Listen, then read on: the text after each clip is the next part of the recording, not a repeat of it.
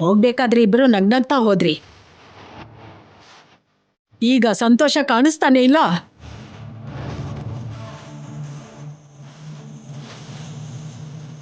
ಆದ್ಯ ನಮ್ಮೆಲ್ರೂ ಸಂತೋಷನ ಕಿತ್ಕೊಂಡು ಹೋದ್ಲಾ?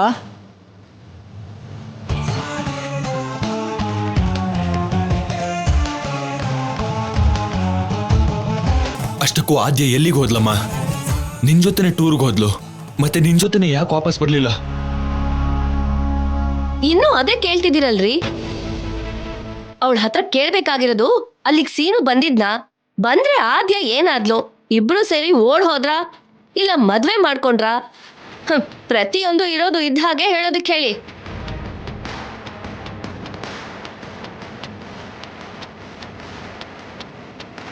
ಹೇಳೆ, ಟೂರ್ ಬಗ್ಗೆ ಬೇಡ. ಆದ್ಯ ಸೀನು ಏನೇನ್ ಮಾಡಿದ್ರು, ಎಲ್ಲಿಗೆ ಹೋದ್ರು ಎಲ್ಲಾನು ಹೇಳು.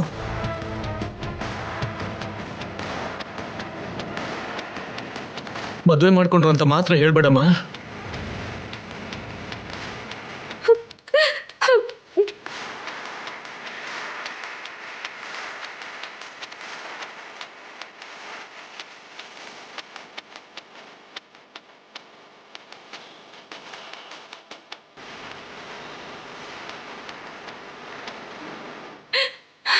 ಈ ಲೆಟರ್ನ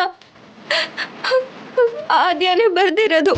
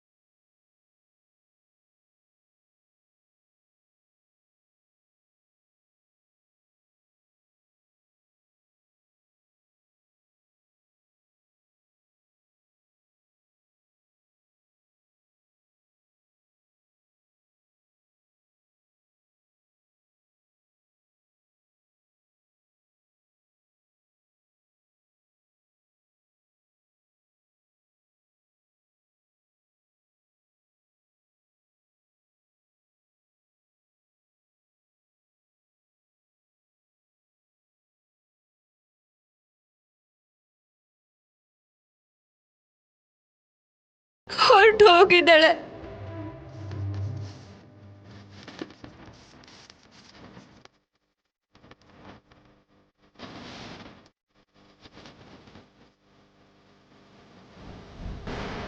ರಾಜಿ, ರಾಜಿ, ನೀನ್ ಸುಳ್ಳು ಹೇಳ್ತಾ ಇದೀಯಾ? ನೀನ್ ಸುಳ್ಳು ಹೇಳ್ತಿದೀಯಾ? ಈ ಮನೆ ಮರ್ಯಾದೆಗೋಸ್ಕರ ತನ್ನ ಪ್ರೀತಿನ ದೂರ ಮಾಡ್ಕೊಳ್ತಾಳಿಯೇ ಹೊರತು ಯಾವ ಕಾರಣಕ್ಕೂ ಸೀನನ್ನ ಮದ್ವೆ ಮಾಡ್ಕೊಳ್ಳೋದಿಲ್ಲ. ರಾಜಿ, ನೀನ್ ಸುಳ್ಳು ಹೇಳ್ತಾ ಇದೀಯಲ್ಲ? ನೀನ್ ಸುಳ್ಳು ಹೇಳ್ತಾ ಇದೀಯಾ? ನೋಡು, ಸೀನು ಆದ್ಯನ್ಗೋಸ್ಕರ ಅಲ್ಲಿಗೆ ಬಂದಿದ್ದೇನೋ ನಿಜಾನೇ.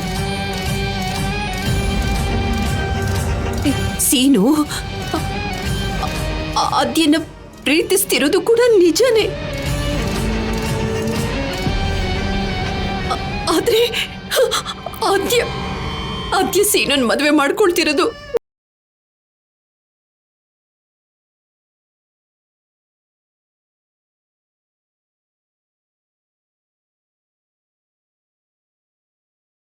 ಆದ್ಯ ನನಗ್ ಮಾತು ಕೊಟ್ಟಿದ್ದಾಳೆ. ಆ ಮಾತನ್ನ ಮೀರಿ ಅವಳು ಖಂಡಿತ ಮದ್ವೆ ಮಾಡ್ಕೊಳ್ಳಲ್ಲ. ನೀವ್ ಅಷ್ಟೊಂದು ನೋವು ಪಡ್ಬೇಕಾಗಿರೋ ಅಗತ್ಯ ಇಲ್ಲ ಅಕ್ಕ. ರಾಜಲಕ್ಷ್ಮಿ ಸಾಕ್ಷಿ ಸಮೇತನೇ ಬಂದಿದ್ದಾಳೆ.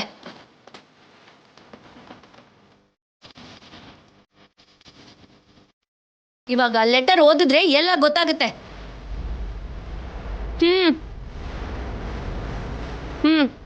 ಓದಿ.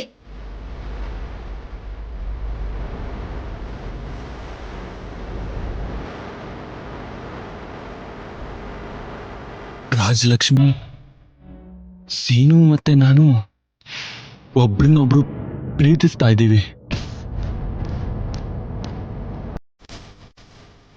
ಇವಾಗ ಮದುವೆ ಕೂಡ ಆಗ್ಬೇಕು ಅಂತ ಇದ್ದೀವಿ.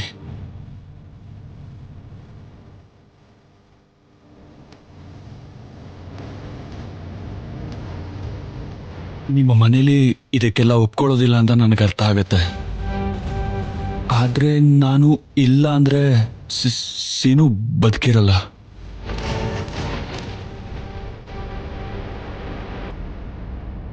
ಸೀನು ಇಲ್ಲ ಅಂದ್ರೆ ನಾನು ಬದುಕಿರಲ್ಲ.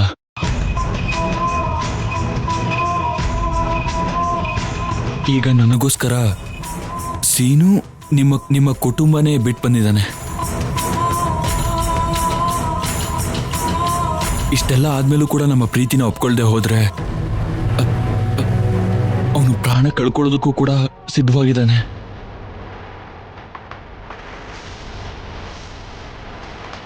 ನಿಮ್ಮೆಲ್ರ ಬಗ್ಗೆ ಯೋಚನೆ ಮಾಡಕ್ ಹೋಗಿ ನನ್ನ ಸೀನುನ ಕಳ್ಕೊಳ್ಳೋಕೆ ಇಷ್ಟಪಡಲ್ಲ ರಾಜಿ. ಅದಕ್ಕೆ ನಾನು ಈ ನಿರ್ಧಾರ ತಗೊಂಡೆ. ಸೀನುನ ಮದ್ವೆ ಆಗೋ ನಿರ್ಧಾರ ನಾನು ಮಾಡಾಗಿದೆ.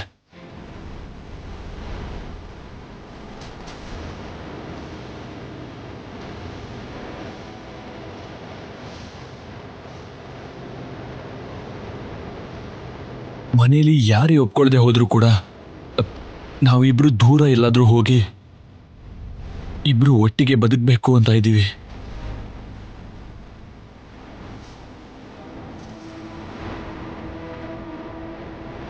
ನಾನು ಪ್ರೀತಿ ಮಾಡ್ತಿರೋ ವಿಷಯನ ಈ ರೀತಿಯಾಗಿ ತಿಳಿಸಿರೋದಕ್ಕೆ ನನ್ನನ್ನು ಕ್ಷಮಿಸ್ಬಿಡು ರಾಜಲಕ್ಷ್ಮಿ.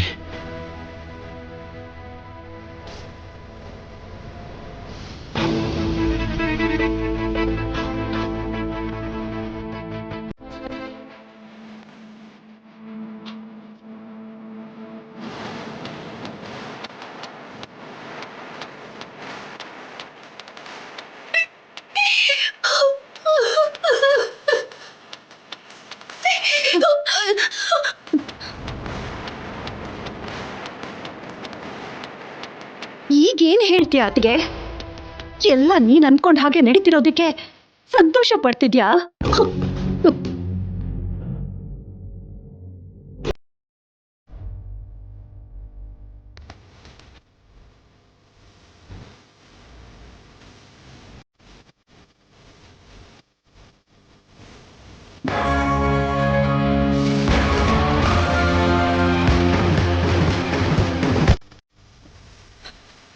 ಪದ್ಮ, ನಾನ್ ಅಂದ್ಕೊಂಡ್ ಹಾಗೆ ಯಾಕೆ ಹೇಳ್ತೀಯ?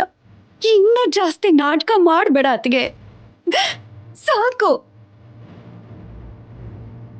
ನೀನ್ ಕರ್ಕೊಂಡ್ ಬಂದಿರೋಳು ಎಂತ ಕೆಲಸ ಮಾಡ್ತಿದ್ದಾಳೆ ಅಂತ ಆ ಪತ್ರ ಹೇಳ್ತಿದೆ.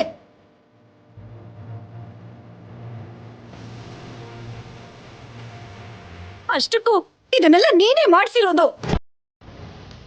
ಇದನ್ನ ನಿನಗೆ ಬಂದು ಹೇಳ್ತಾ ಇದ್ದೀನಲ್ಲ ನಾನು. ಅಯ್ಯೋ, ಏನ್ ಪದ್ಮ ನೀನು ಹೇಳ್ತಾ ಇರೋದು? ಇದನ್ನೆಲ್ಲ ನಾನು ಮಾಡಿರೋದು ಅಂದ್ರೇನು? ಹೌದು ಅದಕ್ಕೆ ನೀನೇ ಮಾಡ್ಸಿರೋದು. ನೀನೇ ನಾವ್ ಎಷ್ಟು ಬೇಡ ಅಂದ್ರೂ ಅವಳನ್ನ ಈ ಮನೇಲಿ ಇಟ್ಕೊಂಡೆ. ಸೀನು ಅವಳನ್ನ ಹುಡ್ಕೊಂಡು ಹೋಗಿದ ವಿಷಯನ ಮುಚ್ಚಿಟ್ಟೆ.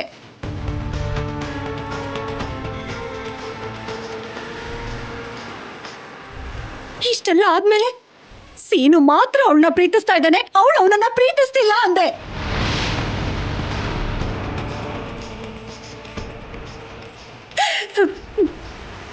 ಆದ್ರೆ ಈಗ ಪ್ರೀತಿಸಿದಾಳೆ, ಆದ್ರೆ ಮದುವೆ ಮಾತ್ರ ಮಾಡ್ಕೊಳ್ಳಲ್ಲ ಅಂತಿದ್ಯಾ?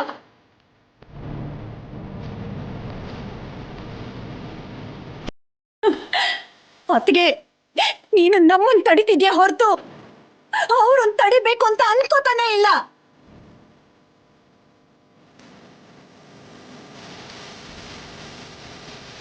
ಸೀನು ನಮಗ್ ಪತ್ರ ಬರ್ದಿರೋ ಹಾಗೆ ಅವಳು ಕೂಡ ಪತ್ರ ಬರ್ದು ಓಡ್ ಹೋಗಿದ್ದಾಳೆ.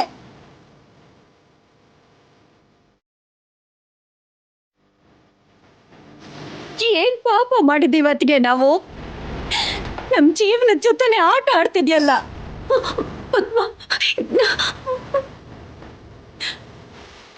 ಮನೆಯಿಂದ ಹೊರಟೋಗಿ ಅಂದಿದ್ರೆ ಯಾವತ್ತೂ ಹೊರಟೋಗ್ತಿದ್ವಲ್ಲ ಅತ್ತಿಗೆ.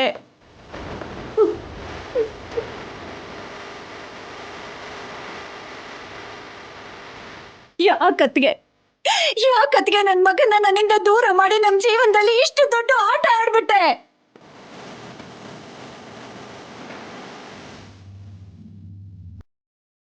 ನಾವೇನ್ ಪಾಪ ಮಾಡಿದ್ವಿ ಬಿಡೋಕೆ ನಾವೇನ್ ಪಾಪ ಮಾಡಿದ್ವಿ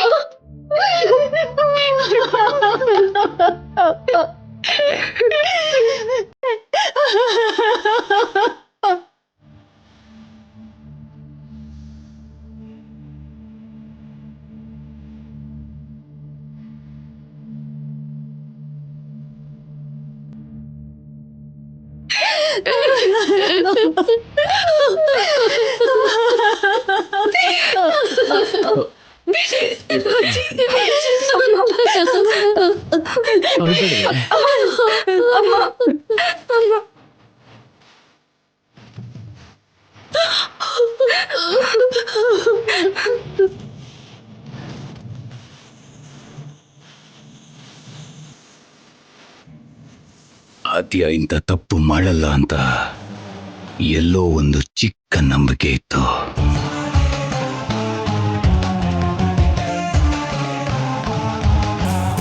ಆದ್ರೆ ಈ ಮನೆ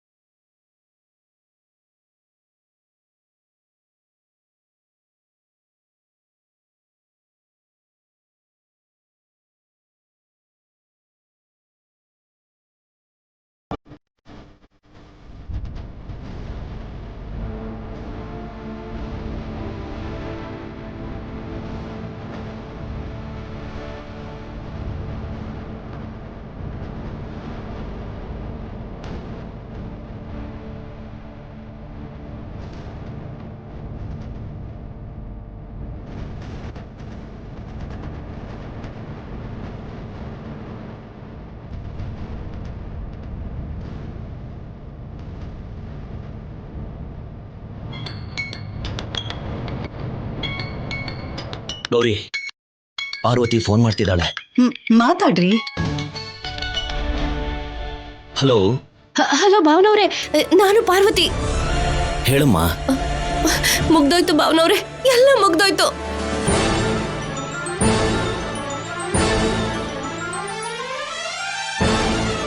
ಏನಾಯ್ತಮ್ಮ? ನಮ್ ಮರ್ಯಾದೆ ಬೀದಿಗೆ ಬಂತು ಭಾವನವ್ರೆ. ಆದ್ಯ ನಮ್ಗೆಲ್ಲ ಮೋಸ ಮಾಡಿದ್ಲು. ಪಾರ್ವತಿ, ನೀನ್ ಏನ್ ಹೇಳ್ತಿದ್ಯಾ ಅರ್ಥ ಆಗ್ತಿಲ್ಲ, ಸರಿಯಾಗಿ ಹೇಳಮ್ಮ. ಅಯ್ಯೋ, ಸೀನು ಪತ್ರ ಬರ್ದ ಹಾಗೆ ಆದ್ಯ ಕೂಡ ಪತ್ರ ಬರ್ದಿಟ್ಟು ಹೊರಟೋಗಿದ್ದ.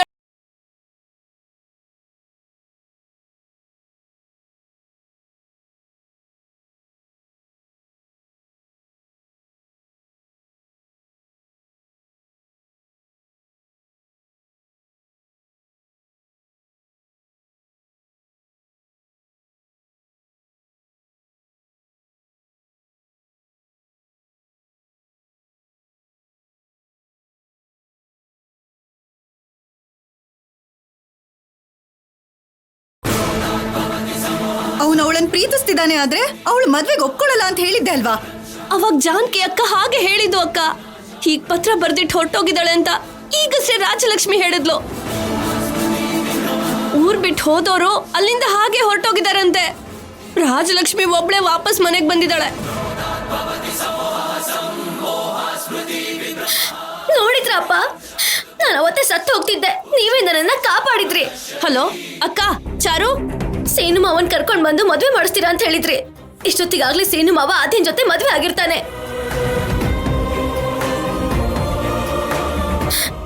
ಈಗ ನಮ್ಮ ಮದ್ವೆ ನಡೆಯಲ್ಲ ಅಂತ ನನಗೆ ಅರ್ಥ ಆಗಿದೆ ಅಪ್ಪ. ಈ ತರ ಒದ್ದಾಡಿ ಸಾಯೋಕ್ಕಿಂತ ಒಂದೇ ಸಲ ಸತ್ರೇನೆ ಒಳ್ಳೇದು ಅಪ್ಪ.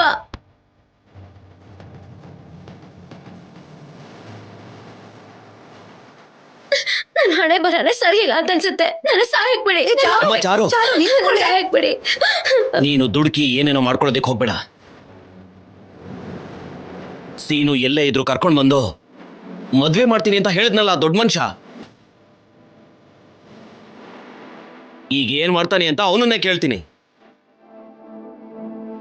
ಕೊಟ್ಟ ಮಾತನ್ನ ಉಳಿಸ್ಕೋತೀನಿ ಅಂತ ದೊಡ್ಡದಾಗಿ ಮಾತಾಡೋದಲ್ಲ, ಆ ಮಾತನ್ನ ಹೇಗೆ ಉಳಿಸ್ಕೋತಾನೆ ಅಂತ ನಾನು ನೋಡ್ತೀನಿ. ಗೌರಿ ಬಾ, ಚಾರು ಬರಮ್ಮ. ಬಾ.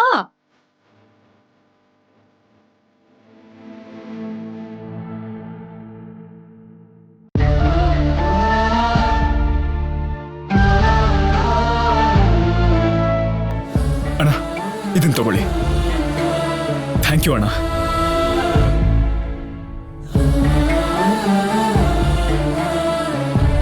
ಅಮ್ಮ, 2 ಹೂವಿನ ಹಾರ ಕೊಡಿ.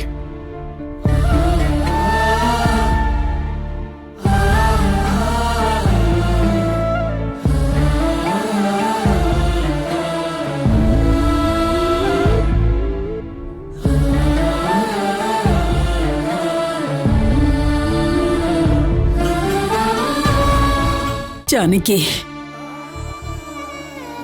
ನೀನ್ ಈ ಮನೆ ಸೊಸೆಯಾಗಿ ಬಂದು ಈ ಮನೆ ಮರ್ಯಾದೆನ ಕಾಪಾಡ್ತೀಯ ಅನ್ಕೊಂಡೆ.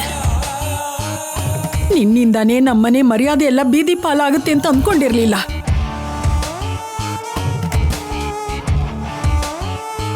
ನಿನ್ ತಂಗಿ ಸ್ವಲ್ಪ ಮಾಡಿದ್ರೆ ನಿನ್ ತಂಗಿ ಮಗಳು ಜಾಸ್ತಿನೇ ಮಾಡಿದಾಳೆ. ನಿಮ್ಮಿಂದ ನಮ್ಮ 2 ಕುಟುಂಬಗಳ ಗೌರವ ಮರ್ಯಾದೆ ಎಲ್ಲ ಹಾಳಾಗೋಯ್ತು. ನಿನ್ ಸೊಸೆಗೆ ಏನ್ ಹೇಳಬೇಕು ಅಂತ ನನಗರ್ಥ ಆಗ್ತಿಲ್ಲ ಅಮ್ಮ.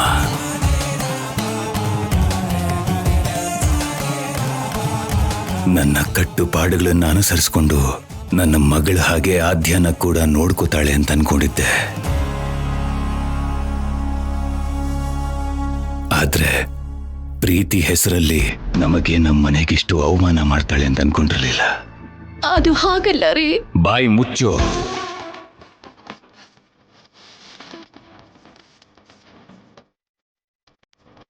ಅಮ್ಮ, ಆದ್ಯನ ಕರ್ಕೊಂಡ್ ಬಂದಿದ್ದ ದಿನಾನೇ ನನ್ನ ಮಾತನ್ನ ಮೀರಿದ್ಲು.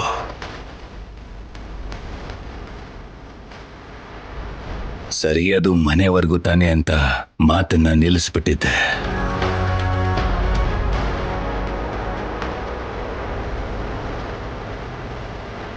ಈಗ ಊರಲ್ಲಿ ಕೂಡ ನನಗ್ ಬೆಲೆ ಇಲ್ದಿರೋ ಹಾಗೆ ಮಾಡಿದಾಳೆ.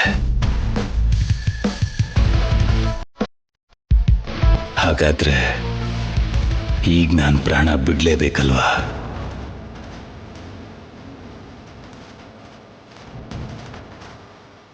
ಅಣ್ಣ,